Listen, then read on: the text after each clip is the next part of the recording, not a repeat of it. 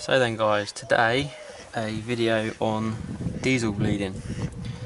Now this video took a bit of preparation because I've had to drain down the pump and the injector lines and all sorts, but here goes anyway. I'll show you what I've got to do to bleed it up again.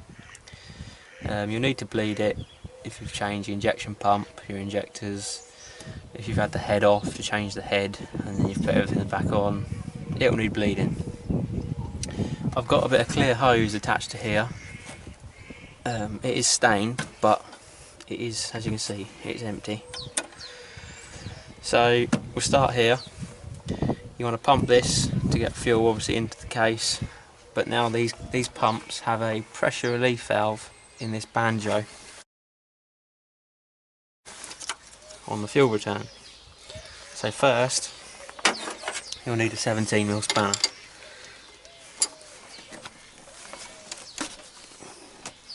And you'll crack off this banjo.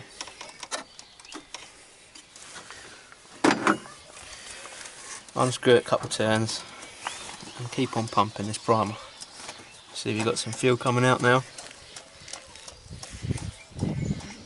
And that's now filling up the fuel pump case.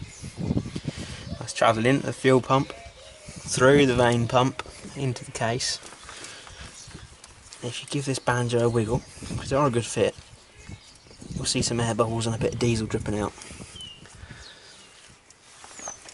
And once you get diesel dripping out, you can tighten that banjo bolt up.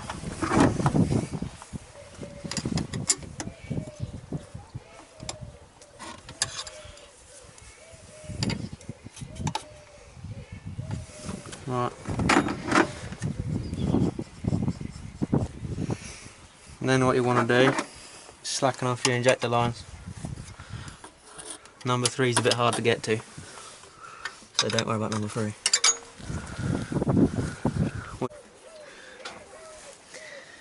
Right then lads, Mrs just said tea's ready. Yeah, like I say, so slacken off those injector lines. And then what you want to do, what I do, I'll pull the glow plug fuse out, so you know it's not going to start.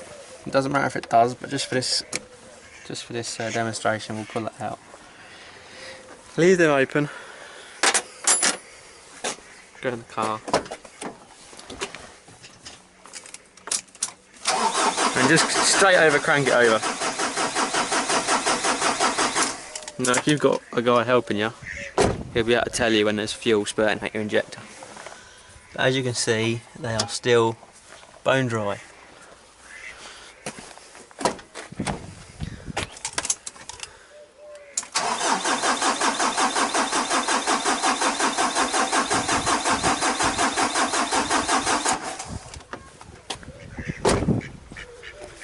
You see we've got some air bubbles around there now. We've got some air bubbles just on top of that first one.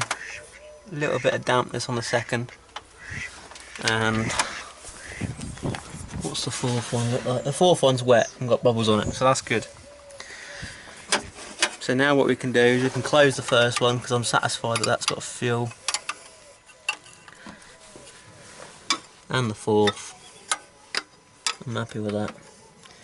Now the third one's a bit difficult, so I've left that out, because usually if you bleed them out you'll be able to get it to start, and then it's easy peasy from there on. But if you can't and you need to bleed the third one, you'll have to take that tray off here, take those sensors off just so you can get a spanner in there, or take a torch to the spanner and bend it out like a piece of spaghetti to get in there. But anyway, do another crank.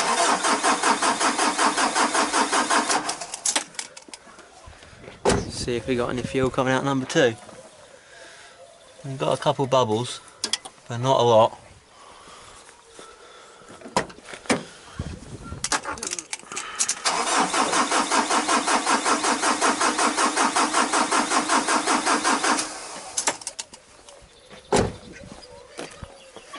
Yeah, now we've got some more bubbles. That's better.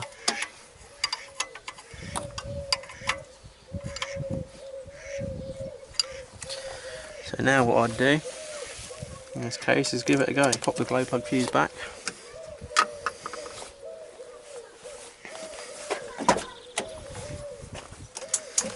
blow it.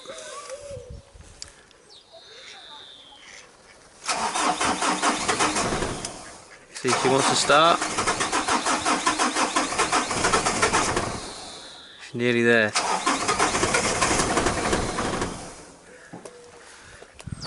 In which case, see if you can get any more fuel in the pump, and then we'll try number 2. We'll see if we can get any more fuel out of number 2. There's some air bubbles coming out now. Look.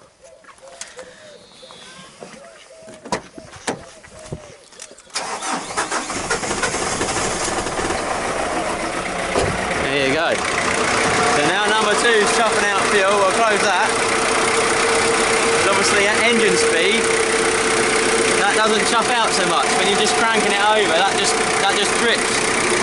But at engine speed, that makes a bit of a mess. So that's why I always pull the glow plug fuse out. Other than that, make sure you've got fuel in the pump case. Ready.